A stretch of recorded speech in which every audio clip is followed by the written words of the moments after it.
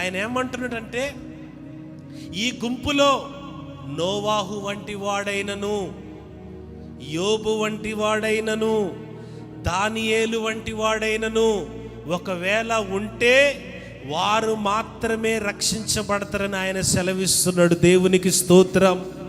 దానియేలు వంటి భక్తి, నోవాహు వంటి నీతి, యోబు వంటి పరిశుద్ధత, ఈ మూడు ఏ బిడ్డలకైతే ఉన్నాయో వాళ్ళు మాత్రమే బతుకుంటారు. యెహెజ్కేల్, మిగతా దేశమంతా నిర్జనమైపోతుంది.